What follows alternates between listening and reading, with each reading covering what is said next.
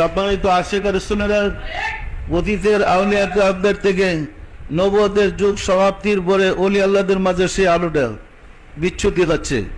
আল্লাহর অলি বন্ধুদের মাধ্যমে তাদের সিনাই নূরের আলো দ্বারা জগৎ আলোকিত হচ্ছে। তাদের সংস্পর্শে গিয়ে যারা নিজেকে ধন্য করতে পেরেছে এবং ধ্যান খেয়াল করতে পেরেছে, মোরাকাবা মুশাহাদা করতে পেরেছে, নিজের হৃদয়ের অন্ধকার দূর করতে পেরেছে, তারা আলোকিত হয়েছে। আর যারা নিজেরা সাধনা করতে পারে নাই, নিজের ভিতরে আলো জ্বালাইতে পারে নাই, তারা কিন্তু যা ছিল তাই আছে। পরিষ্কার না? পরিষ্কার না? এই পথে শয়তান প্রচুর বাধা সৃষ্টি করে। এই সিরাতুল মুস্তাকিমের পথে শয়তান মানুষকে প্রচুর বাধার সৃষ্টি করে। আপনি শয়তানের পথে চলেন, আপনার কোনো শত্রু নেই। কারণ আর বাধা দিবে কে? শয়তান তো আপনার বন্ধু আছে। কিন্তু আপনি শুধু কেবল সিরাজাম মনিরার দিকে দাবিত হন, চতুর্দিকে পিছনে লাগছে শয়তান। এই দোষ, ওই দোষ, এই অসুবিধা, এই সমালোচনা, এই বদনাম চতুর্দিকে শুরু হয়েছে। মনে হবে যেমন আপনার বন্ধু একজনও নাই, সবাই শত্রু। এই শত্রুটার পিছনে কিন্তু আল্লাহর যথেষ্ট ইচ্ছা আছে। কারণ ওই নিয়ামত আপনি লাভ করতে পারলে, সিরাতুল মুস্তাকিমা লাভ করতে পারলে সমগ্র সৃষ্টি আপনার কথা শুনবে। এত বড় মর্যাদা, এত বড় পোস্ট আপনাকে দিবেন আল্লাহ কি পরীক্ষা ছাড়াই? এই পথে গেলে প্রচুর পরীক্ষা হয়।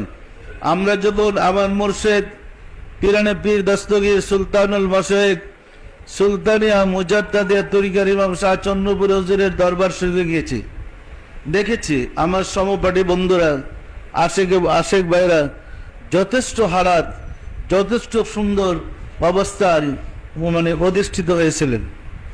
এবং তাদের হালাত এত সুন্দর ছিল, উড়ন্ত পাখি ডাক দিয়ে জমিনে নামাইতে পারছেন। হালাত এমন সুন্দর ছিল, বিমান উড়ে যাচ্ছে, কালবে খেয়াল করে বিমান তামাই ফেলেছে।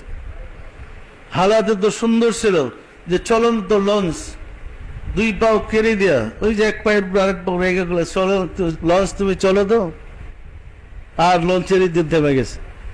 এরকম অসংখ্য ঘটনা। আবার সমপাঠী ভাইরা যারা ছিলেন সাধনার জগতে, অলৌকিক ঘটনা ঘটেছে। কিন্তু পরীক্ষার মধ্যে গিয়ে দেখা গেছে ইমাম হুজুর পর্দা পড়ার পরে অধিকাংশ সব নষ্ট করে ফেলেছে। পরীক্ষায় গিয়েছে, এবারের পরীক্ষায় গিয়া আর ধরে রাখতে পারে নাই। এই পদস্খলন কিন্তু তরিকতে আছে। মনে রাখবেন, আমাদের এখানে অনেকের সুন্দর হালাত আছে, অনেকের ভালো হালাত আছে। মোরাগাওয়ায় বসলে আল্লাহকে দেখেন, রাসূলকে দেখেন। মোরাগাওয়ায় বসে একটা বললে হয়ে যায়। অনেক অলৌকিক ঘটনা ঘটছে। কিন্তু মনে রাখবেন, পরীক্ষা কিন্তু আছে। যেহেতু আপনাদেরকে আমি বিদ্যাটা শিক্ষা দিচ্ছি, সেহেতু আমারই উচিত আপনাদেরকে সতর্ক করে দেওয়া। কি বলেন? সতর্ক না করলে অ্যাক্সিডেন্ট করার সম্ভাবনা বেশি। যে জিনিসের মূল্য বেশি সেই জিনিস পাওয়াও কঠিন এবং ধরে রাখাও কঠিন। পরিষ্কার না? পরিষ্কার না?